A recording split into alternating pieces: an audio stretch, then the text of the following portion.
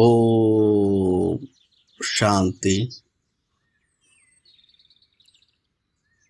நாம இதுவரைக்கும் என்ன பார்த்தோமோ, சத்தியுகம், திரேதாயுகம், துவாபரயுகம், கலியுகம், அந்த காலகட்டங்களில் என்னெல்லாம் நடந்ததுன்னு பார்த்தோமோ அதுதான் உண்மை. சத்தியுகம், திரேதாயுகத்தில் தேவதைகளாக இருந்தவங்க, ஆன்ம உணர்வில் இருந்தவங்க. துவாபர யுகம், கலியுகத்தில் மனித நிலைக்கு வராங்க, தேக அபிமானத்துக்கு வராங்க.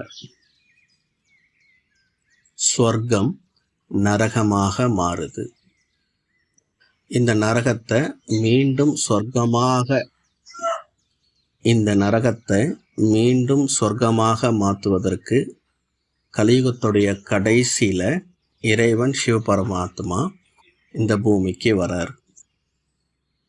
அந்த லேக்ராஜ் என்கின்ற பிரம்மா உடம்பின் ஆதாரத்தில் மறுபடியும் நரகத்தை சொர்க்கமாக மாற்றுறார். அந்த லேக்ராஜ் என்கின்ற பிரம்மா தான் சத்தியுக ஆரம்பத்தில் லக்ஷ்மி நாராயணனா இருந்தார். அவர் தான் துவாபரயுகத்தில் விக்ரமாதித்ய ராஜாவா பிறந்து பக்தியை ஆரம்பிக்கிறார்.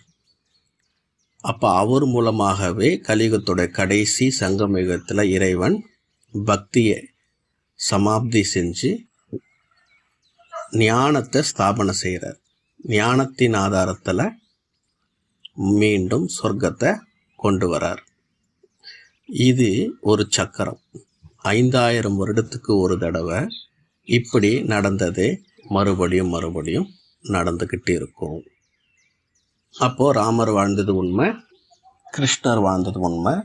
ஆனால் அவங்கள பற்றி பக்தியில் காண்பிக்கிற விஷயங்கள் பொய்.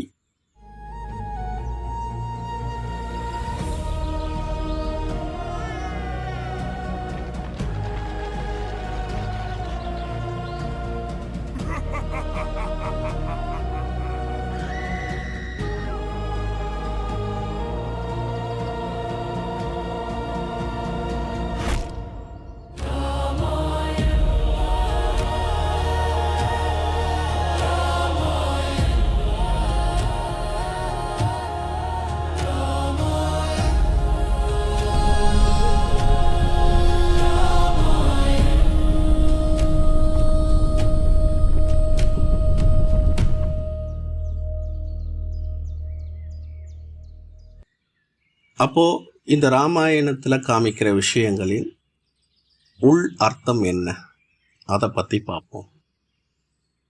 இப்போது ராமர் சிவ தனுசு, சிவனால் கொடுக்கப்பட்ட அந்த தனுசு, அந்த வில்லை யார் உடைக்கிறாங்களோ அவங்க தான் சீதையை திருமணம் செய்வதற்கான தகுதி உடையவங்கன்னு சிவன் சொல்லியிருப்பார். அப்போது எல்லோருமே வருவாங்க, அந்த வில்லை உடைப்பதற்கு ட்ரை பண்ணுவாங்க.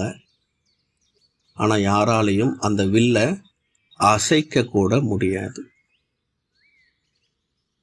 ஆனால் ராமர் தான் அந்த வில்லை எடுத்து உடைக்கிறார். இதை பற்றி நம்ம எல்லோருக்குமே தெரியும். அப்போ ராமரால் எப்படி முடியுது? அப்போ ராமர் என்பவர்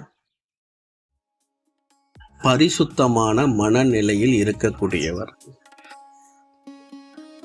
7 தெய்வீக குணங்களை அனுபவம் செய்யக்கூடியவர். எண்ணம், சொல், செயலில் தூய்மையான அதிர்வலைகளை உருவாக்கக்கூடியவர். சில பேர் மனதில் ஒரு மாதிரியான எண்ணம் இருக்கும், சொல்லில் அது வேறு மாதிரி பேசுவாங்க, செயலில் வேறு மாதிரி இருக்கும். ஆனால் எண்ணம், சொல், செயல் 3மே ஒரே மாதிரி இருக்கும். அவங்க தான் உண்மையான சத்தியமான வாழ்க்கையை வாழறாங்கன்னு அர்த்தம். உள்ளமும் புறமும், அகம் புறம், இரண்டுமே சத்தியமான, உண்மையான, தெய்வீகமான உணர்வுகளோட அவர் இருப்பார், உள்ளமும் புறமும். அந்த மாதிரி பரிசுத்தமான வாழ்க்கையை வாழறவங்க தான் அந்த வில்லை அசைக்க முடியும், உடைக்க முடியும்னு சிவன் சொல்லியிருப்பார். அப்போ அதனுடைய அர்த்தம் இதுதான். இங்கே நாம் சங்கம யுகத்தில் யார் ஆன்ம உணர்வில் இருக்கிறாங்களோ, யார் தெய்வீக குணங்களோடு இருக்கிறாங்களோ, அவங்க தான் அசைக்க முடியாத விஷயத்தையும் அசைக்க முடியும். யாராலையுமே செய்ய முடியாத விஷயத்தையும் அவங்களால செய்ய முடியும். அசாத்தியமானதையும் சாத்தியமாக்க அவங்களால முடியும். இதனுடைய உட்பொருளாக தான் அப்படி அங்கே வெளிப்புறத்தில் அதுபோல் நிகழ்வுகள் நடந்ததா பக்தியில் காண்பிக்கிறாங்க. அடுத்தது இறைவன் சங்கம யுகத்தில் நமக்கு பல விஷயங்களை புரிய வைக்கிறார். அதில் நீங்கள் இந்த சங்கம யுகத்தில் 3 விதமான சர்டிஃபிகேட் வாங்கணும், 3 விதமான தகுதி சான்றிதழ் வாங்கணும் அப்படி சொல்லுவார். அதில் தன்மேல் திருப்தி, பரிவாரத்தில் திருப்தி, இறைவன் உங்கள் மேல் வைக்கிற திருப்தி. அப்போது நீங்கள் வாழ்கிற இந்த வாழ்க்கை முதல்ல உங்களுக்கு திருப்தியை கொடுக்கணும், உங்கள் சுற்றி இருக்கிறவங்களுக்கும் திருப்தியை கொடுக்கணும், இறைவனுக்கும் உங்களுடைய வாழ்க்கை மேலே ஒரு திருப்தி வரணும், இறைவனுக்கும் உங்கள் மேலே திருப்தி வரணும். இப்படி 3 விதமான சான்றிதழ் நாம் சங்கமயுகத்தில் வாங்கணும். சில பேருக்கு அவங்க மேலே அவங்களுக்கு திருப்தி இருக்கும், அவங்க எப்படி இருந்தாலும் அவங்களுக்கு மார்க் போட்டுக்கலாம், நான் கரெக்டாக தான் இருக்கேன், நான் செய்கிறது கரெக்டாக தான் வெளியில் சொல்லலாம். ஆனால் உள்ளுக்குள்ளே அவருடைய மனசாட்சி குத்தும், நாம் செய்கிறது தப்பு தான், இந்த செயல் கண்டிப்பாக யாருக்கும் பிடிக்காது. மனுஷங்களுக்கே பிடிக்கலான்னும் போது கடவுளுக்கு பிடிக்குமா? அப்படி உள்ளுக்குள்ளே தெரியும். அப்போவே என்னாச்சு, அவர் மேலே அவருக்கு திருப்தி இல்லை. வெளியில் அப்படி சொல்லிக்கிறார், நான் செய்கிறது கரெக்டுன்னு, ஆனால் உள்ளே தெரியும் நாம் பண்ணுறது தப்புன்னு. அப்போ தன்மேல் நிச்சயம் திருப்தி என்கின்ற சர்டிஃபிகேட் கிடைக்கல. அப்போது தான் பண்ணுறது தனக்கே பிடிக்கலன்னும் போது சுற்றி இருக்கிறவங்களுக்கு பிடிக்குமா? பிடிக்காது. ஏதோ உங்களுக்காக அவங்களும் வெளியில் நீங்கள் செய்கிறது கரெக்டு தான் அப்படி சொல்லலாம், உங்கள் மனம் நோகாமல் இருக்கிறதுக்கு. ஆனால் அவங்களுடைய உள்ளுக்குள்ளேயும் ஏன் இவர் இப்படி இருக்காருன்னு ஒரு எண்ணம் வரும். அப்போ பரிவாரம், நம்ம சுற்றி இருக்கிறவங்க கிட்ட திருப்தி இல்லாமல் போகுது. அப்போ தன் மேலே தனக்கு திருப்தி இல்லை, தன்னை சுற்றி இருக்கிறவங்களும் தன்னை திருப்தியாக பார்க்கல. அப்படி இருக்கும்போது பரமாத்மா கிட்டே இருந்தும் திருப்தி கிடைக்காது. பரமாத்மாவிற்கு எதிரான வாழ்க்கையை தான் வாழுறாங்க. அவன் 3 சான்றிதழும் கிடைக்கலன்னா அவங்க அந்த இறைநிலையை அடைய முடியாது, அந்த உன்னத தேவ நிலையை அடைய முடியாது. அப்போது ராமருடைய வாழ்க்கையை பார்த்தீங்களன்னா அவர் வாழுற வாழ்க்கையில் எப்போவுமே அவருக்கு திருப்தியாக இருக்கும். முன்னோர்கள் என்ன சொன்னாங்க அது போலயே அவர் வாழ்ந்தார். அடுத்தது ராஜ்யமே பாருங்கள், ராமராஜ்யம்னு சொல்லுவாங்க. அப்போ அதனுடைய அர்த்தம் என்ன? அந்த ராஜ்யத்தில் இருக்கிற மக்கள் எல்லாம் ராமரை அவ்வளவு கொண்டாடினாங்க. அப்போ மக்களுக்கு பிடித்த ராஜாவாக இருந்தார். அப்போ அங்கே ஒரு சர்டிஃபிகேட் வருது. மனைவிக்கு அவர் தூரமாக இருந்தாலும் மனைவியும் அவர் மேலே திருப்தியாக தான் இருந்தாங்க. மனைவியை அவர் பிரிஞ்சிருந்தாலும் மனைவியினுடைய மனதில் கூட அவர் மேலே நிச்சயம் திருப்தி இருந்தது. அடுத்தது இறைவனுக்கும் ராமர் மேலே ஒரு திருப்தி இருந்தது. அப்போ இதனுடைய பொருளாக தான் ராமாயணத்தில் அதுபோல் காமிக்கிறாங்க. அப்போ ராமர் மாதிரி வாழ்ந்தா நம்ம ஒரு உன்னத நிலையை அடையலாம். அதனுடைய பொருளாக தான் அதுபோல் வெளிமுகமாக ராமாயணத்தில் காமிக்கிறாங்க. அடுத்தது 14 வருடங்கள் சந்நியாச வாழ்க்கையை வாழறதா காமிக்கிறாங்க. இதனுடைய உட்பொருள் சங்கம யுகத்தில் பிரம்மா உடம்புல சிவன் 1936 பிரவேசமாகிறாரு. அன்னிலிருந்து 14 வருடங்கள் பிரம்மாவோட தாதிமார்கள் தீதிமார்கள் 300 பேர் அந்த ஆசிரமத்தில் தங்கி 14 வருடம் கடும் தபம் செய்கிறாங்க. அப்போ தான் அவங்க பல அதிசயங்களை அனுபவம் செய்கிறாங்க, பல காட்சிகளை அனுபவம் செய்கிறாங்க. இந்திரியங்களுக்கு அப்பாற்பட்ட அத்தி இந்திரிய சுகத்தை அனுபவம் செய்கிறாங்க. சத்தியுக காட்சியை பார்க்குறாங்க. அப்போ அந்த 14 வருட தபம் தான் அவங்கள ரொம்ப ரொம்ப ஸ்ட்ராங்கான மனநிலைக்கு கொண்டு போவதற்கு உதவி செஞ்சது. தாதிகள் 90-100 வயசிலும் உலகம் முழுக்க சுற்றி சேவை செய்கிறாங்க. ஆனால் அந்த 14 வருட தபம்தான் காரணம்னு நிறைய வகுப்புகளில் தாதிகள் அவங்களுடைய அனுபவத்தை சொல்லியிருக்காங்க.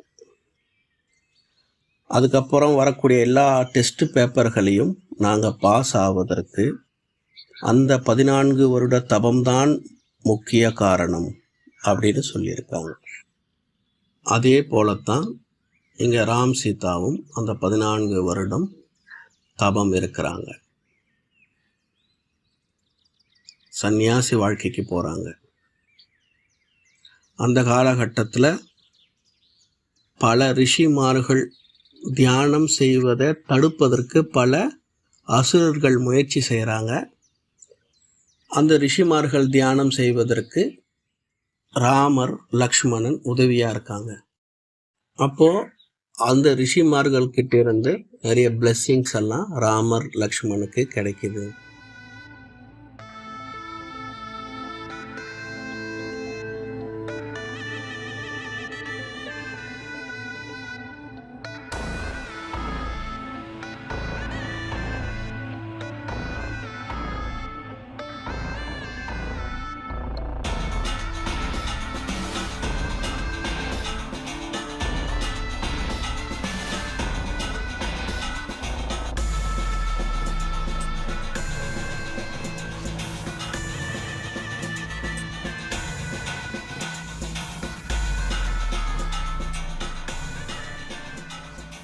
ஸோ அப்போது இதெல்லாம் இந்த தாதி தீதிகள் 14 வருடம் தவம் செய்ததற்கான அடையாளம்.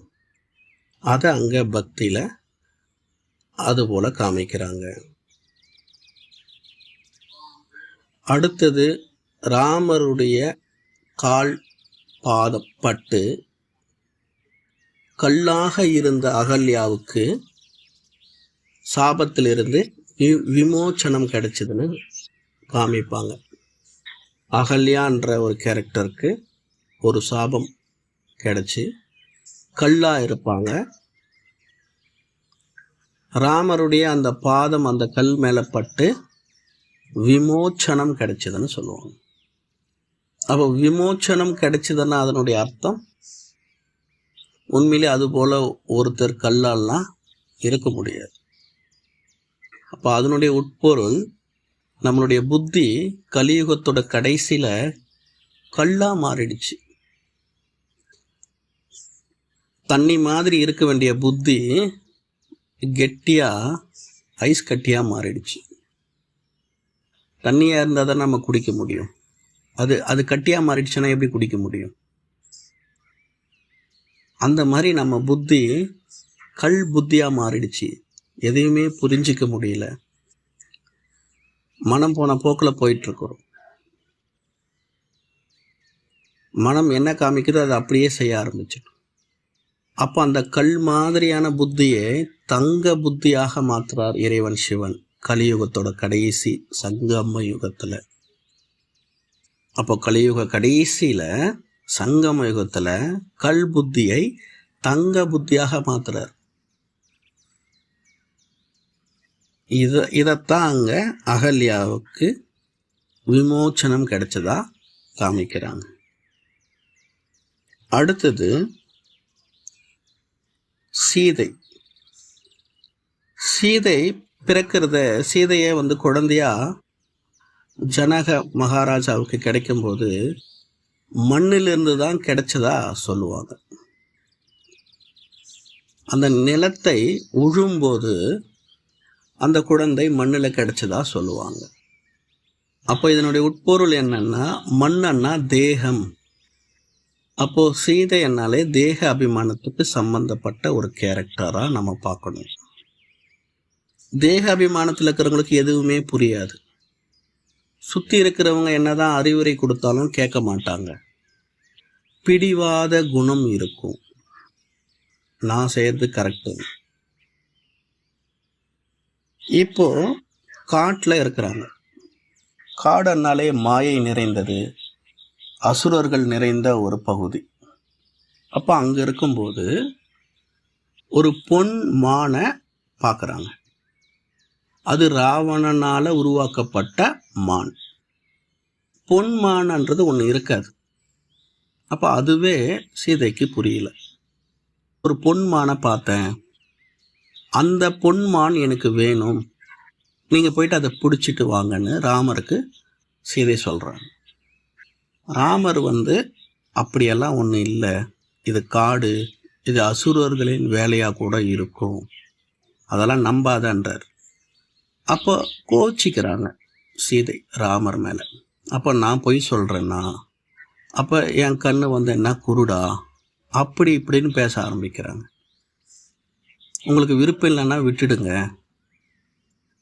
ஆனால் இது போல் சாக்கு சொல்லாதீங்க.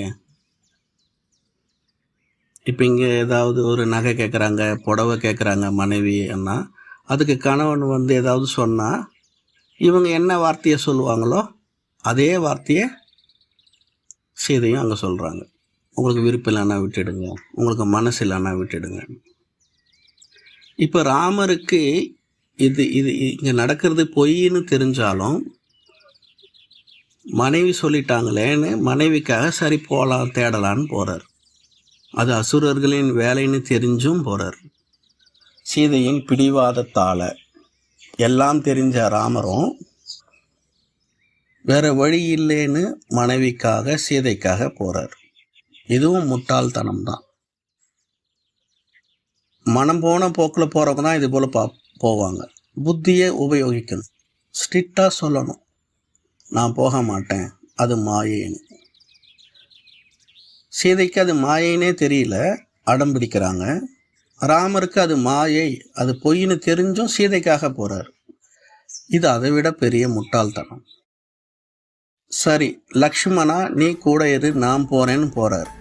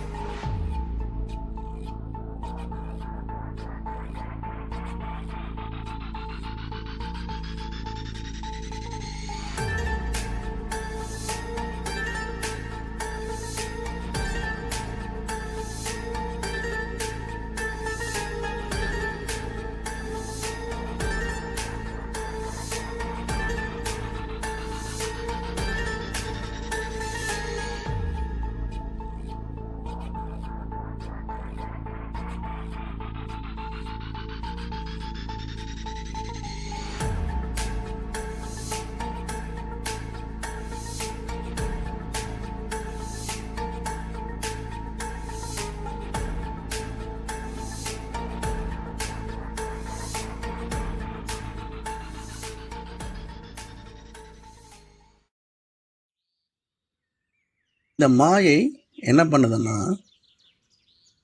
லக்ஷ்மணான்னு ஒரு குரல், லக்ஷ்மணான்னு ஒரு குரல்.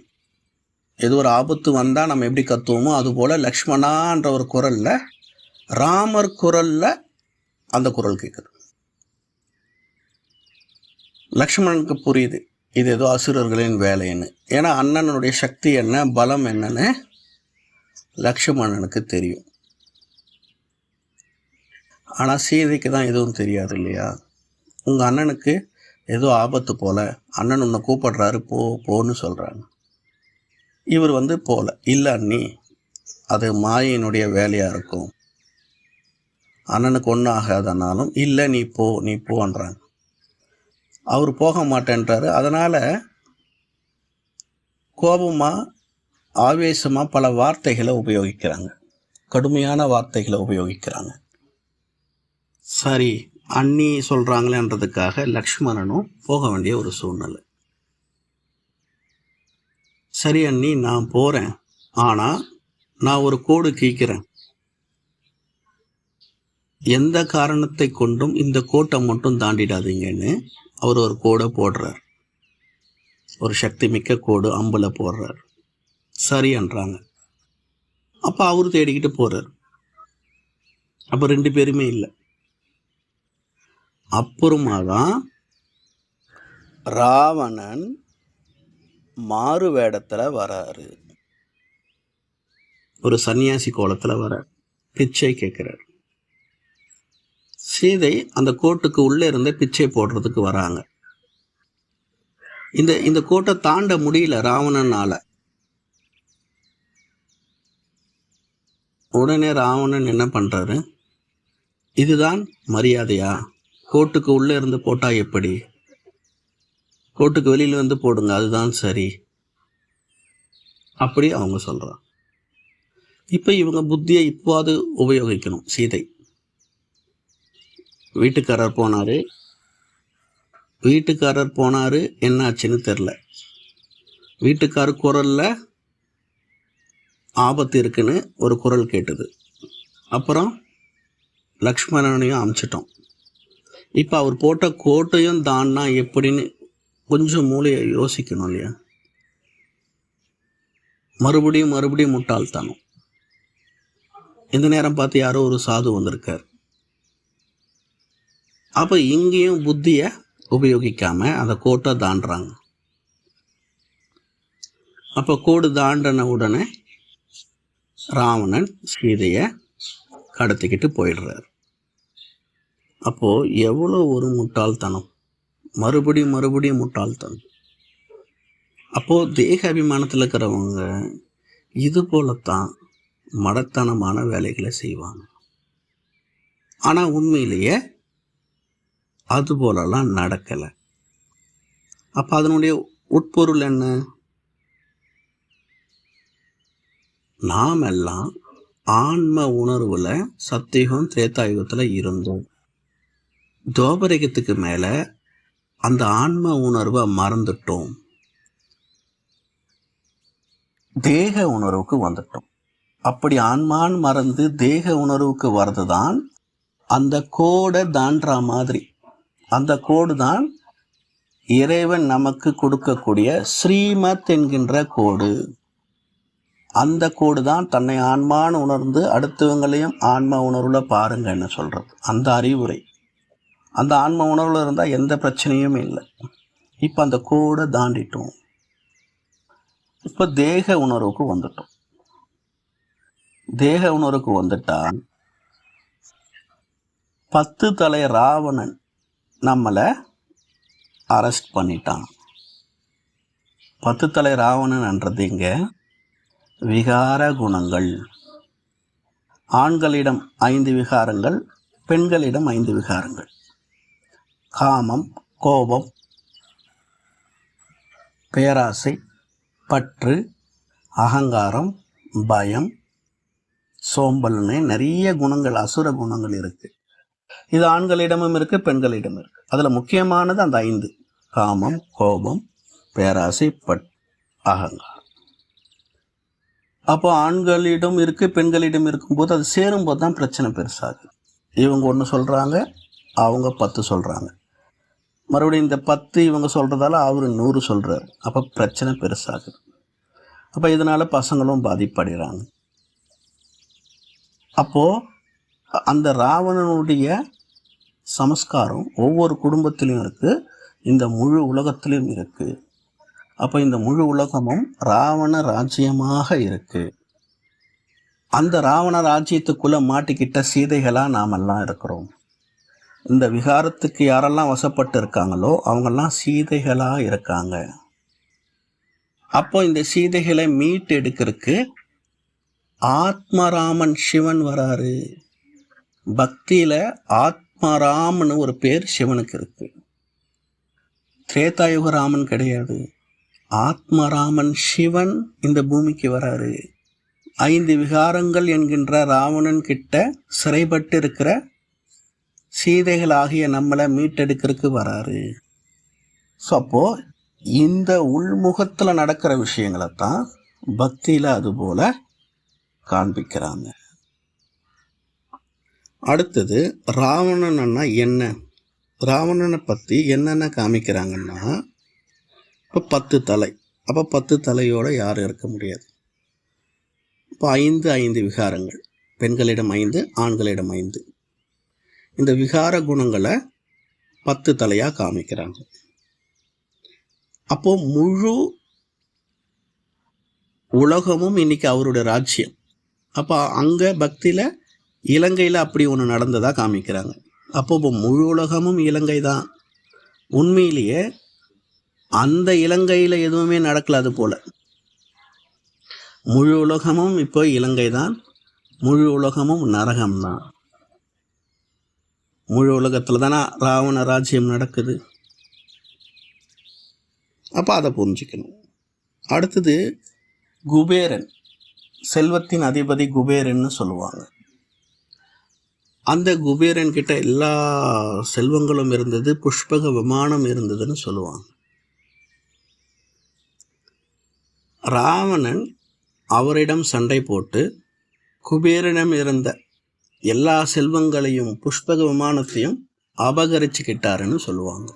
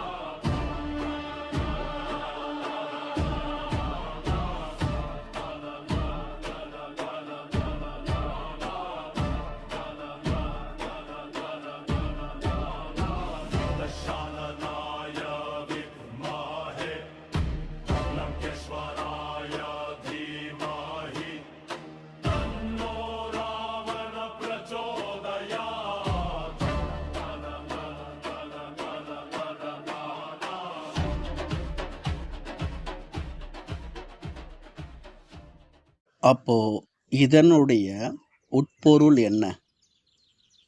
சத்தியுகம் திரேதாயுகத்தில் ஆத்ம உணர்வில் இருந்தோம், எல்லா செல்வங்களும் இருந்தது, புஷ்பக விமானத்தில் ஆனந்தமாக பறந்தோம். உள்நிலையிலும் ஆனந்தமாக பறந்துக்கிட்டு இருந்தோம், வெளிமுகமாக புஷ்பக விமானத்திலையும் பறந்துட்டு இருந்தோம். துவாபரயுகத்துக்கு மேலே தேக அபிமானம் என்ற ராவணன் நம்மளை சிறைப்பிடிச்சதால், விகார குணங்கள் வந்ததால் துக்கம் என்கின்ற பாரமான நிலைக்கு இறங்கிட்டோம், எல்லாத்தையுமே இழந்துட்டோம். ராவணன் எல்லாவற்றையும் அபகரிச்சுக்கிட்டான். இதைத்தான் அப்படி பக்தியில் காண்பிக்கிறாங்க. எல்லா செல்வத்தையும் இப்படித்தான் இழந்தோம். அப்போ நம்மக்கிட்ட இருந்த செல்வ செழிப்பு ராவணன் அபகரிச்சுக்கிட்டான்னு பக்தியில் அது போல் காமிச்சிட்டாங்க. அடுத்தது அதே பக்தியில் குபேரன் எல்லாத்தையும் இழந்துடுறாரு ராவணன் கிட்ட. மறுபடியும் சிவனை நோக்கி தபம் செய்வார். மறுபடியும் அந்த கடுந்தபத்தினுடைய முடிவில் சிவன் மறுபடியும் குபேரன் எதெல்லாம் இழந்தாரோ அதையெல்லாம் கொடுப்பாரு. அதனுடைய அர்த்தம் என்ன?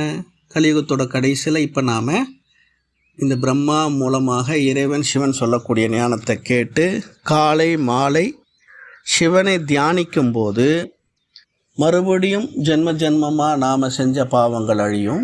மறுபடியும் சத்தியுகத்துக்கு போவோம். சத்தியுகத்துக்கு போகிறோம்னா மறுபடியும் இழந்ததெல்லாம் கிடைச்சிடுச்சின்னு அர்த்தம். இதைத்தான் அப்படி காமிக்கிறாங்க. அடுத்தது ராவணன் நவ கிரகங்களையும் பஞ்ச தத்துவங்களையும், அப்போ பக்தியில் இந்த பஞ்ச தத்துவங்களை நவ கிரகங்களை தேவதைகளாக காமிப்பாங்க. மனித தோற்றத்தில் தேவதைகளாக இருப்பாங்க, அப்படி காமிப்பாங்க. ஆனால் அதெல்லாம் கிரகங்கள், உண்மையிலே அப்படி இல்லை. ஆனால் அந்த பஞ்ச தத்துவத்தையும் நவ கிரகத்தையும் ராவணன் தன்னுடைய கட்டுப்பாட்டில் வச்சிருப்பார், சிறையில் வச்சிருப்பார். அவ்வளோ சக்தி மிக்கவன் ராவணன் காமிக்கிறாங்க. இப்போ இதனுடைய அர்த்தம் துவாபரகத்துக்கு மேலே இந்த இயற்கையும் ராவணனால் கட்டுப்படுத்தப்படுது. இந்த அசுர குணங்கள் எல்லாம் அப்படியே இந்த இயற்கைக்கு பரவி முழு உலகமும் இந்த ராவணனின் 5 விகாரத்தின் வைப்ரேஷனில் மூழ்கி இருக்கு. முழு உலகமும் ராவணனுடைய கட்டுப்பாட்டில் இருக்குதுன்னா இப்படித்தான்.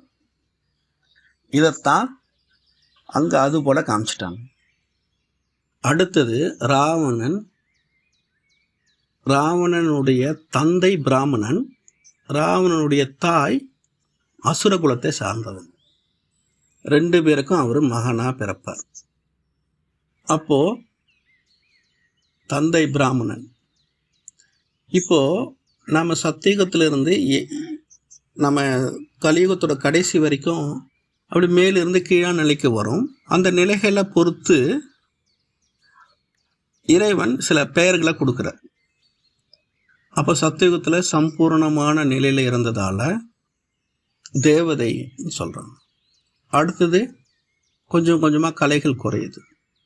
இப்போ சத்தியுகத்தில் தேவதையாக இருக்கிறோம், திரேதா யுகத்தில் சத்திரியர்களாக இருக்கிறோம், துவாபர யுகத்தில் வைசியர்களாக இருக்கிறோம், கலியுகத்தில் சூத்திரர்களாக இருக்கிறோம். இந்த பிரம்மா உடம்புல சிவன் இந்த ஞானத்தை கொடுக்கக்கூடிய அந்த 100 வருடம் சங்கம யுகத்தில் நாம் பிராமணர்களாக இருக்கிறோம்.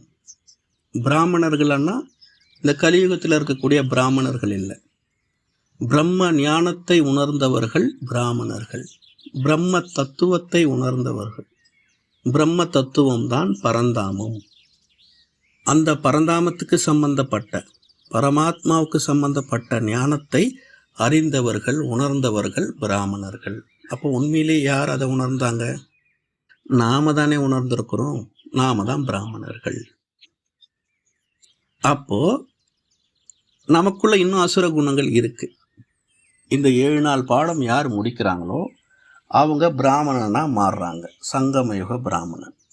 எல்லா ஞானமும் தெரிஞ்சிடுது. ஆனால் இன்னும் அந்த அசுர குணங்கள் அழியல இல்லை. அசுர குணங்களும் ஒரு பக்கம் இருக்குது, அது தியானம் செய்ய செய்ய அழியும். இப்போ நமக்குள்ள நாம் பிராமணனாக மாறிட்டோம், அசுர குணமும் இருக்குது. அப்போ இதுதான் ராவணனாக காமிக்கிறாங்க.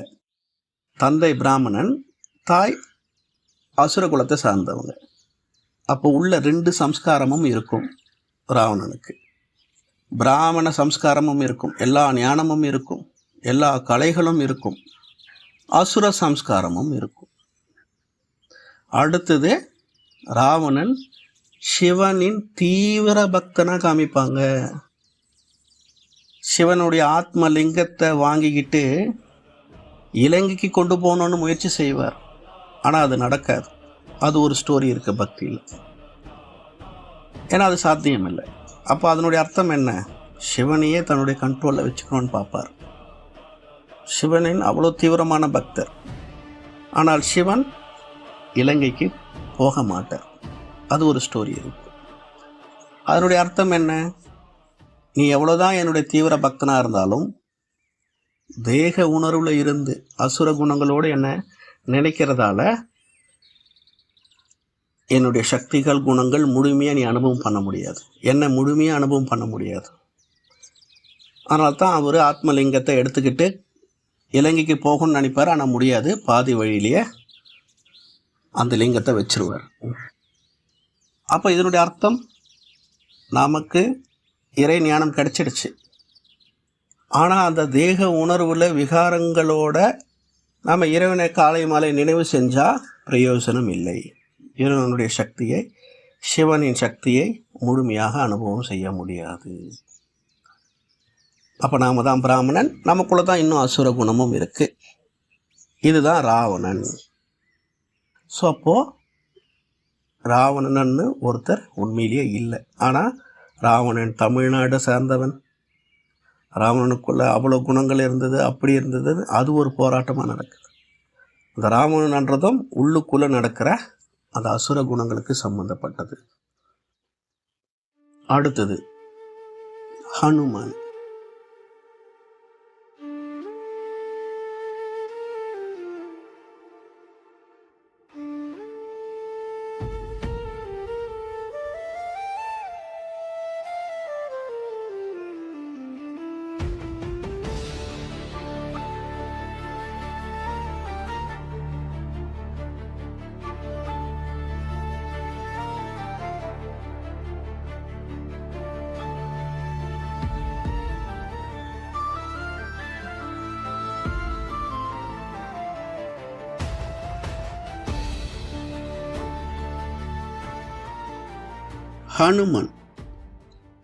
ஹனுமன் பார்த்தீங்களன்னா சின்ன வயசுலேருந்து அவர் சக்தி மிக்கவர்.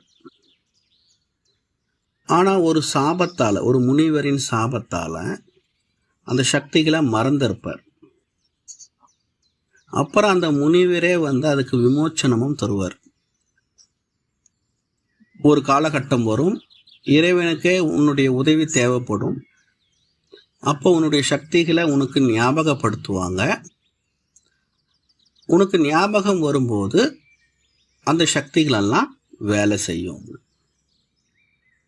இப்போ அதுபோல் இப்போ ஹனுமன் பெரிய ஆளாக மாறிடுவார். ராமர் சீதையை பிரிஞ்சிருப்பார். சீதையை தேடிக்கிட்டு ராமலக்ஷ்மன் வருவாங்க. அப்போ ஹனுமனை பார்ப்பாங்க. அடுத்தது இப்போ ஹனுமன் அந்த கடலை தாண்டி மலையை தாண்டி போயிட்டு சீதைக்கு மெசேஜை கொடுக்க வேண்டிய ஒரு சூழ்நிலை. அப்போ நீ தான் போகணும் ஹனுமன் ஆனும்போது, நான் எப்படி போக முடியும்? இத்தனை கடலை தாண்டி நான் எப்படி பறந்து போயிட்டு இதெல்லாம் செய்ய முடியும்? ஆனும்போது நீ சாதாரணமான வானரம் கிடையாது, நீ எல்லா சக்திகளும் நிறைந்தவன். சின்ன வயசுலேயே உனக்கு எல்லா சக்திகளும் இருந்தது, ஒரு சாபத்தால் எல்லாமே மறந்துருக்கிற. அதனால் கொஞ்சம் கொஞ்சமாக நீ ஞாபகப்படுத்திக்கோ, நீ சர்வசக்திவான் அப்படி சொல்கிறாங்க. அப்படியே அவர் யோசிக்க ஆரம்பிக்கிறாரு. யோசிக்கும் போது எல்லாமே ஞாபகத்துக்கு வருது. எல்லாமே ஞாபகத்துக்கு வந்த பிறகு அவர் சர்வசக்திவானாக மாறுறார்.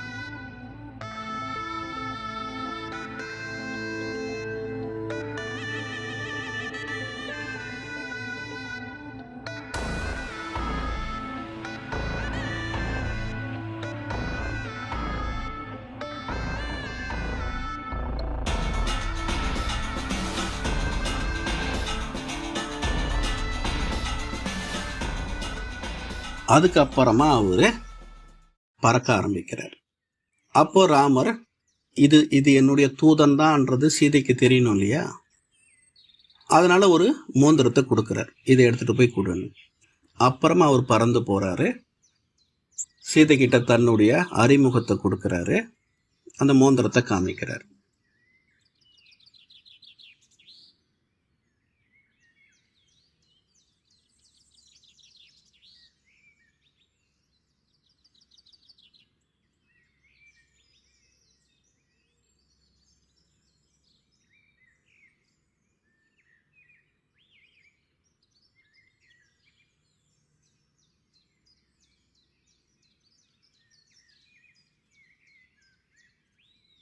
இதையெல்லாம் பார்த்துட்டு இருக்கிற அசுரர்கள் ஹனுமனை தாக்குவதற்கான முயற்சியில் இறங்குறாங்க. ஹனுமனின் வாளில் நெருப்பை மூட்டுறாங்க. அப்போ ஹனுமன் என்ன பண்ணுறாரு? சர்வசக்திவான் இல்லையா? அந்த நெருப்பிலேயே முழு இலங்கையையும் எரிக்கிறாரு. முழு இலங்கையும் எரிஞ்சு போகுது. இப்போ இதனுடைய உட்பொருள் என்ன? நாம் எல்லாரையுமே ஆத்மான்னு மறந்து இருக்கிறோம். ஆத்மான்னு மறந்ததால ஆத்மாவுடைய குணங்கள் சக்திகளும் மறைஞ்சிருக்கு. ஆத்மாக்குள்ள தான் சர்வ சக்திகள் இருக்கு, தெய்வீக குணங்கள் இருக்கு. அதான் ஆத்மான்னு மறந்துருக்கிறோம், அந்த குணங்களும் மறந்துருக்கு. இப்போ ஆத்மராமன் சிவன் வராரு கலியுகத்தோட கடைசியில், நமக்கு எல்லாத்தையுமே புரிய வைக்கிறாரு, ஞாபகப்படுத்துறாரு. அதுதான் இந்த 7 நாள் பாடம். இப்போ நாம் அதை ஞாபகப்படுத்திக்கணும். அவர் சொல்லிட்டாரு, ஆனால் அதை நாம் ஞாபகப்படுத்திக்கணும். அப்படி தினம் கேட்ட ஞானத்தை ஞாபகப்படுத்திக்கிறோமே, அதுக்கு பேர் தான் தியானம். இப்போ நான் காமம், கோபம், பேராசை, பற்று, அகங்காரத்தில் இருக்கிறேன். அதுதான் நானும் நினச்சிட்டு இருக்கிறேன். அதுதான் என்னுடைய சுபாவம்னு நினச்சிட்டு இருக்கேன். ஆனால் இறைவன் இது இல்லை, நீ அன்பு சுரூப ஆத்மா, அமைதி சுரூப ஆத்மா, தூய்மை சுரூப ஆத்மா, சுக சுரூப ஆத்மா, ஆனந்த சுரூப ஆத்மா, சக்தி சுரூப ஆத்மா, ஞான சுரூப ஆத்மா. இதுதான் நீன்னு சொல்ற. இப்போ இதை இறைவன் சொன்ன இதை நான் தினமும் ஞாபகப்படுத்திக்கணும். அதான் தியானம். நான் அன்பு சுரூப ஆத்மா, நான் அமைதி சுரூப ஆத்மா, நான் தூய்மை சுரூப ஆத்மா. இப்படி ஞாபகப்படுத்திக்கும் போது மறைஞ்சிருக்கிற சர்வ சக்திகள், தெய்வீக குணங்கள் மறுபடியும் மேலே வெளியில் வரும். எல்லாமே ஞாபகத்துக்கு வந்துடுச்சுன்னா அந்த சக்திகள் வேலை செய்ய ஆரம்பிச்சிடும். நான் சர்வ சக்திவானாக மாறிடுவேன். இப்போ ஒருத்தர் 1 கோடி ரூபாய் அவர்கிட்ட பணம் இருக்குது, அவர் வீட்டில் ஒரு லாக்கரில் வச்சுருக்கார். அது அவருடைய ஃப்ரெண்டுக்கு மட்டும் ஃபோன் பண்ணி சொல்கிறார், எனக்கு வர வேண்டிய பணம் 1 கோடி ரூபாய் வந்திருக்கு, அது என்னுடைய வீட்டில் லாக்கரில் வச்சுருக்கேன் சொல்லிவிட்டு வெளியில் வராரு. அவருக்கு ஏதோ ஆக்சிடெண்ட் நடக்குது, அவர் கோமாவுக்கு போயிடுறாரு. அடுத்தது பல ட்ரீட்மெண்ட்டோடைய ஆதாரத்தில் அவருக்கு கான்ஷியஸ் வந்துடுது. கான்ஷியஸ் வந்துட்டு தவிர மெமரி வரல. பழைய விஷயங்கள் எல்லாமே மறந்துருக்கார். அப்போது எல்லாமே மறந்துட்டாருன்னா அந்த 1 கோடி ரூபாய் இருக்கிறதையும் மறந்துட்டாருன்னு அர்த்தம். அப்போ எல்லார்கிட்டேயுமே கையேந்தக்கூடிய ஒரு சூழ்நிலை, அதான் மறந்துட்டார்ல. இப்போ எல்லோராலும் முடிஞ்சதெல்லாம் ஹெல்ப் பண்ணுறாங்க, கொஞ்சம் கொஞ்சமாக கூட. இப்போது அந்த நண்பர் வர்றார், அந்த நண்பர்கிட்டையும் கேட்குறாங்க, ஏதாவது கொஞ்சம் ஹெல்ப் பண்ணு நண்பா, ரொம்ப கஷ்டத்தில் இருக்காங்க. இப்போ நண்பர் என்ன சொல்கிறாரு, என்ன விளையாடுறியா, நீயும் 1 கோடி ரூபாய்க்கு சொந்தக்காரன், 1 கோடி ரூபாய் இருந்தால் நான் ஏன் கையேந்த போகிறேன், நான் விளையாடுறியான்னு இவர் கேட்குறாரு. இல்லை இருக்குன்னு என்கிட்ட சொன்னேன், போய் பாரு, அந்த லாக்கரில் பாரு, உன்னோட வீட்லேயே இருக்கு. இவருக்கு நம்பிக்கையே இல்லை. இல்லை இல்லை இல்லை இல்லை ஒரு தடவை போய் பாருன்னு சொல்கிறேன். சரி, இவரும் தொடர்ந்து சொல்லிட்டு இருக்காருன்னு போய் பார்க்குறாங்க, 1 கோடி ரூபாய் இருக்கு. இப்போ இவர் அடுத்த வினாடியே கோட்டீஸ்வரனாக மாறிடுறார். இப்போ இந்த கதை நம்ம எப்படி புரிஞ்சுக்கணும்னா, இப்போ இவர் 1 கோடி ரூபாய் சம்பாதிக்கல, இனிமேல் இவர் சம்பாதிக்க வேண்டிய அவசியம் இல்லை. ஆல்ரெடி இவர் கோட்டீஸ்வரன் தான், அதை மறந்துருக்கார். மறந்ததால் தான் எல்லார்கிட்டையும் கையேந்துறார். ஞாபகம் வந்த பிறகு யார்கிட்டையும் கையேந்த வேண்டியதில்லை. அப்படித்தான் நமக்குள்ளே இருக்கிற சக்திகள், குணங்கள் எதுவுமே அழியலை, அழிஞ்சு போகலை. மறந்துருக்கிறோம், மறைஞ்சிருக்கிறதால தான் எல்லா சித்தர்கள்கிட்ட, ஞானிகள்கிட்ட, கோவிலில் போயிட்டு கையேந்திட்டு இருக்கோம். இப்போ இறைவன் சிவன் ஆத்மராமன் நமது நண்பர் நமக்கு ஞாபகப்படுத்துறார். இறைவனே நண்பனாக நமக்கு எல்லாத்தையும் ஞாபகப்படுத்துறார். ஞாபகம் வந்துடுச்சுன்னா உள்ளே போய் பார்த்தோம்னா, உள்ளே இருக்கிற அந்த லாக்கரை ஓப்பன் பண்ணி அந்த ஆழ்மனம் என்ற ரூமை ஓப்பன் பண்ணி பார்த்தோம்னா அங்கே இருக்கிற சக்தியெல்லாம் அனுபவமாகும். அப்போ ஆழ்மனம் என்ற ரூமுக்கு எப்படி போகிறது? தியானத்தில் அது சாத்தியம். தியானம் செஞ்சால் நம்ம ஆழ்மனதுக்கு போகும், ஆழ்மனதில் இருக்கிற சக்திகளை அனுபவம் செய்வோம்.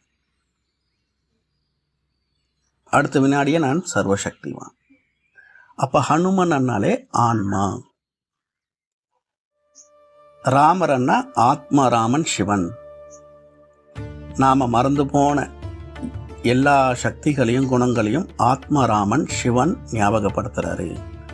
அதை ஹனுமன் என்கின்ற ஆத்மாக்கள் நாம் ஞாபகப்படுத்திக்கணும். அவர் சொல்கிறது எல்லாம் தினம் தினம் தியானம் என்ற ஞாபகத்தை உருவாக்கணும். அப்போது ஆழ்மனம் என்கின்ற லாக்கரில் இருக்கிற எல்லா சக்திகளும் ஓப்பன் ஆகும். அடுத்த வினாடியே நான் சர்வசக்திவானாக மாறுவேன். இதுதான் இந்த சங்கம யுகத்தில் நடக்குது. அதுக்கப்புறம் ஆன்மா பறக்க ஆரம்பிச்சிடும். இந்த உடல் என்ற உணர்விலிருந்து ஆன்மா ஆனந்தமான மனநிலைக்கு, லேசான மனநிலைக்கு மாறிடும். டபுள் லைட்டாக மாறிடும், பறக்க ஆரம்பிச்சிடும். இந்த தேக அபிமானம்ன்றது தான் நம்மளுக்கு ஒரு வெயிட்டு, பாரத்தை கொடுக்குது. இப்போ ஆன்ம உணர்வுக்கு வந்துட்டால் நம்ம லேசாகிடுவோம், பறக்க ஆரம்பிச்சிடுவோம். நினச்சா பரந்தாமம், நினச்சா சூக்ஷ்ம உலகம், நினச்சா சொர்க்கத்துக்கு கூட போகலாம் நாம் தியானத்தில். இதைத்தான் அப்படி காமிக்கிறாங்க. அடுத்தது நமக்கெல்லாம் ஞானம் கிடைச்சிருது. நாம் சீதைகளாக இருந்த நாம் இப்போ ஹனுமனாக மாறிட்டோம். அடுத்தது நம்மளை போல சிறைப்பட்டு இருக்கிற நம்மளுடைய சகோதர ஆத்மாக்கள், சீதையை போல இருக்கிறவங்கள மீட்டெடுக்கணும். அப்போ நமக்கு தெரிஞ்ச ஞானத்தை அவங்களுக்கும் போய் சொல்லணும்ன்றது அடுத்தது பரமாத்மா நமக்கு கொடுக்குற இன்ஸ்ட்ரக்ஷன். அதான் சேவை. அப்போ எனக்கு யாரோ சொல்கிறாங்க, அப்போ நான் பயனடைகிறேன். அதே மாதிரி நானும் மற்றவங்களுக்கு போய் சொல்லணும் இல்லையா? அப்போ சீதையாக இருந்த நான் ஹனுமனாக மாறிட்டேன். அப்போ மீதி வேறு உலகம் முழுக்க சீதைகளாக இருக்காங்கல்ல, அவங்களுக்கு பறந்து பறந்து போயிட்டு ஆத்மராமன் சிவனின் ஞானத்தை கொடுக்கணும். அப்படி கொடுக்கும்போது தான் அவங்க மாறுவாங்க, அவங்களும் ஹனுமனாக மாறுவாங்க. இதுதான் நம்ம சங்கமயுகத்தில் செய்யணும். இப்போ போய் சொன்ன உடனே நம்புவாங்களா? நம்ப மாட்டாங்க. அதனால தான் ஹனுமன் கிட்ட ராமருடைய மோந்திரத்தை கொடுக்குறாரு. அதுதான் இங்கே தாரணை. நாம் கேட்ட விஷயத்தை ஃபாலோ பண்ணாமல் ஒருத்தருக்கு போய் சொல்கிறோன்னா நாமளே ஜெயிலில் இருக்கிறோம். பக்கத்து செல்லில் இருக்கிறவர்கிட்ட நான் சொல்கிற மாதிரி கேட்டால் நீ ஜெயிலேருந்து வெளியில் வந்துடலான்னு சொன்னால் நம்புவாங்களா? நீயே ஜெயிலில் தானே இருக்கிற. அந்த மாதிரி தான் நமக்குள்ள விகாரங்களை வச்சுக்கிட்டு, விகார குணங்களை வச்சுக்கிட்டு நான் சொல்கிற பயிற்சி செஞ்சீங்களான்னா நீங்கள் விகார குணங்கள்லேருந்து வெளியில் வந்துடலான்னா பார்த்து சிரிப்பாங்க. முதல்ல நீ வாப்பா வெளியில். அப்போ தாரணி, இறைவன் சொல்கிறதெல்லாம் என்னுடைய வாழ்க்கையில் நடைமுறையில் வந்துடுச்சேன்னா, தாரணியில் வந்துடுச்சேன்னா நான் போய் சொன்னால் நம்புவாங்க. ஆமாம், இவர் அது போல தான் வாழ்ந்துட்டுருக்கார். அப்போ இவர் சொல்கிற பயிற்சியை செஞ்சால் நானும் இவர் மாதிரி மாறிடுவேன்ற எண்ணம் அவங்களுக்கு வரும். அந்த தாரணி தான் மோதிரம், ராமர் கொடுக்கக்கூடிய மோதிரம். வெறும் மெசேஜ் சொன்னால் நம்ப மாட்டாங்க. அவர் சொன்ன வாழ்க்கை என்னுடைய நடைமுறையில் வந்திருக்கு பாருங்கன்ற தாரணை என்கின்ற மோதிரத்தை காமிக்கணும். அப்போ அவங்களும் கேட்பாங்க, மாறுவாங்க, சிறையிலிருந்து விடுபடுவாங்க. அடுத்தது அசுரர்களால் அந்த வாலில் நெருப்பு மூட்டுவாங்க. அதனுடைய அர்த்தம், காலை மாலை நம்ம செய்கிற தியானத்தை இறைவன் நெருப்புக்கு சமமாக சொல்கிறார். ஜுவாலாமுகி யோகம் செய்யுங்க. ஜுவாலாமுகி யோகம், நெருப்பில் எல்லாமே பஸ்வமாயிடும். அந்த மாதிரி நீங்கள் செய்கிற யோகம் நெருப்புக்கு சமமாக மாறணும், சக்தி மிக்க யோகமாக இருக்கணும். அப்போ என்ன ஆகும்? ஜென்ம ஜென்மமாக செஞ்ச பாவங்கள் பஸ்பமாகும், அசுர குணங்கள் பஸ்பமாகும். அப்போ அதைத்தான் அங்கே அந்த நெருப்பில் இலங்கையே அழிச்சாரு. இலங்கைன்னா நரகம், அசுர குணங்களோடு இருக்கக்கூடிய நபர்கள் வாழற இடம், அசுரர்கள் வாழற இடம். அதை பஸ்பமாக்கணும், அதை எரிக்கணும். அப்போ முழு உலகத்தில் இருக்கிற எல்லோருமே தியானம் செஞ்சால் முழு உலகமும், முழு இலங்கையும், முழு நரகமும் பஸ்பமாயிடும். ராவண ராஜ்யம் பஸ்பமாயிடும். ராவண ராஜ்யம் நெருப்பில் அழிஞ்சிடும். அதான் ஜுவாலாமுகி யோகம். ஸோ இதை புரிய வைக்கிறதுக்காகத்தான் வெளியில் அதுபோல் காண்பிக்கிறாங்க. அடுத்தது கடைசியாக ராவணனுக்கும் ராமருக்கும் சண்டை நடக்கும். அப்போ அதில் ராவனுடைய பையன் அவர் ரொம்ப சக்தி மிக்க ஒரு பானத்தில் லக்ஷ்மணனை நம்மளுடைய மூச்சை அடக்கிற அந்த ஒரு அம்பில் அவரை படுக்க வச்சிடறார். மூச்சை நின்றுடுது. அப்போ தொடர்ந்து அதே மாதிரி அன்கான்ஷியஸில் இருந்தால் உயிர் போகிற ஒரு சூழ்நிலை வரும். அப்போது சஞ்சீவி மூலிகையை எடுத்துகிட்டு வந்து அந்த மூக்குக்கு அருகில் வைக்கும்போது, அதை சுவாசிக்கும்போது லக்ஷ்மணனுக்கு கான்ஷியஸ் வரும்னு சொல்லுவாங்க. அப்போ ஹனுமான் இமயமலையை நோக்கி போவார். போனால் அந்த மலையில் எது சஞ்சீவி மூலிகைன்றது அவருக்கு தெரியாது, குழப்பமாயிடும். அதனால் உடனே அந்த மலையை தூக்கிட்டு வரதா காமிக்கிறாங்க. அப்போது இதனுடைய உள்ளர்த்தம், அந்த மலையே தூக்குறாருன்னா அப்போ அவ்வளோ சக்தியாக ஆத்மா நாம் மாறிடுவோன்னு அர்த்தம். இந்த கலியுகம் என்ற மலையை தூக்கி வீசணும். ஏன்னா அவ்வளோ ஸ்ட்ராங்காக இருக்குது, மலை மாதிரி ஸ்ட்ராங்காக இருக்குது. அதை தூக்கணும்னா அவ்வளோ சர்வசக்திவான நம்ம மாறணும், தூக்கி வீசணும். அப்போ அந்த மாதிரி ஒரு மலையை தூக்கிறதா ஹனுமனை காமிக்கிறாங்க. அடுத்தது சஞ்சீவி மூலிகை தான் இறைவன் நமக்கு தர ஞானம். அந்த ஞானத்தை நாம் தினம் தினம் படிக்க படிக்க, அந்த சஞ்சீவி மூலிகையை சுவாசிக்க சுவாசிக்க நம்மளுக்கு புத்துயிர் கிடைக்கும். புத்துயிர் கிடைக்கும், மறு ஜென்மம் கிடைக்கும். அதுக்கப்புறம் லக்ஷ்மணன் சக்தி மிக்கவனா மாறுவான். அதனுடைய அர்த்தம் என்ன? நீங்கள் சங்கமயுகத்துக்கு வந்துட்டீங்க, கலியுகத்தில் நடந்தது எல்லாமே மறந்துடுங்க, கலியுக சம்ஸ்காரமே இருக்கக்கூடாது. அடுத்த ஜென்மத்துக்கு போயிட்டா முன் ஜென்மத்து நினைவுகள் வரக்கூடாது இல்லையா? அப்போ நீங்கள் சங்கமயுகம் வந்துட்டீங்க, ஒரு யுகமே மாறி இருக்கீங்க, ஜென்மம் மட்டும் இல்லை, யுகமே மாறி இருக்கீங்க. பழைய நினைவுகள் எப்படி வரும்னு கேட்குறாரு. அதனுடைய அர்த்தம் அம்மா அப்பா மனைவி பசங்க எல்லாத்தையுமே மறந்துடுதுன்னு கிடையாது, அவங்கள ஆன்மஸ்வரூபத்தில் பார்க்கறது. அந்த ரோல் கான்ஷியஸில் பார்க்காம, இவங்கெல்லாம் நடிக்க வந்திருக்காங்க என் கூடன்ற ரோல் கான்ஷியஸில் பார்க்காம சோல் கான்ஷியஸில் பார்க்கணும்.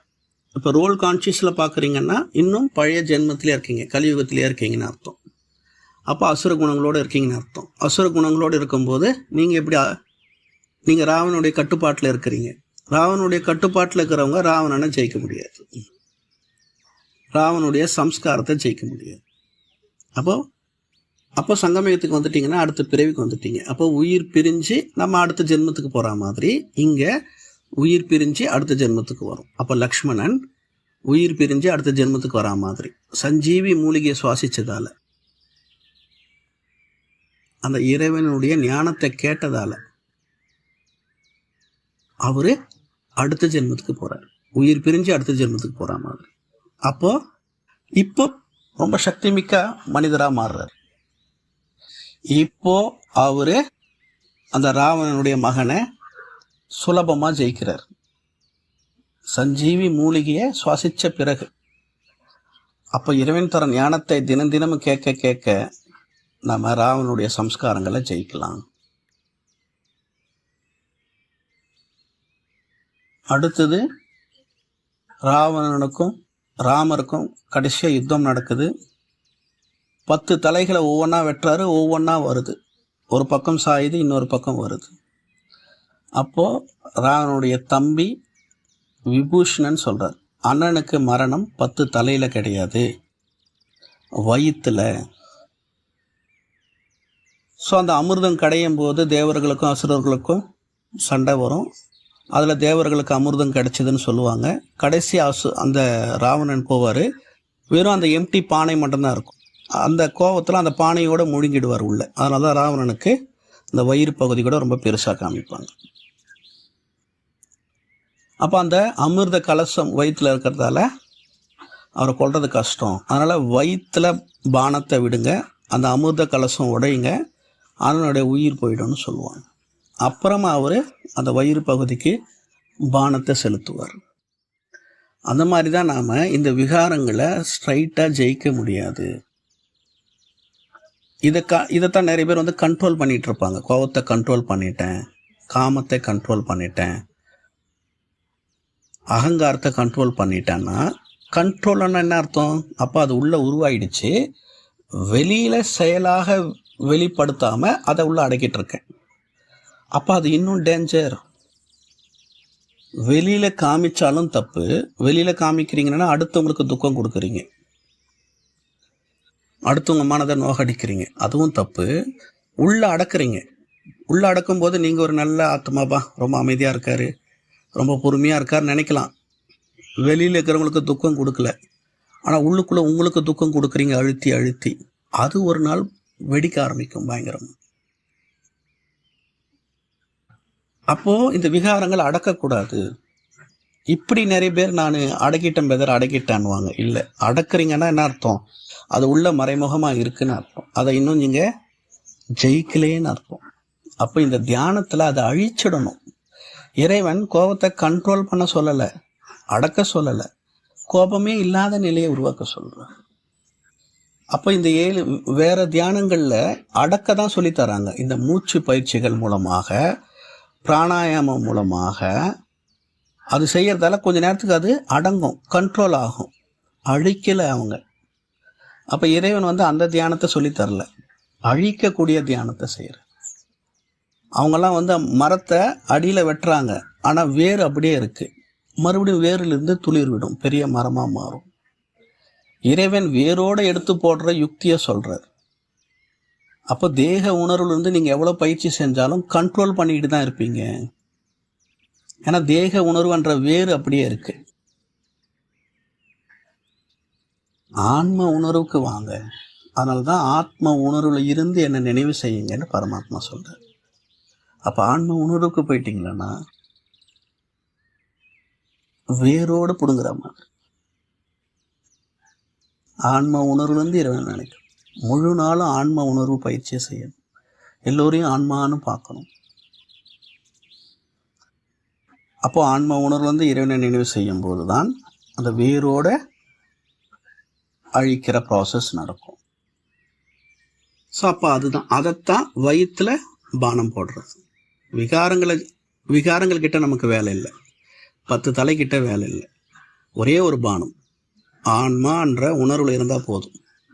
ராவணன் அழிஞ்சிருவான். அதுபோல்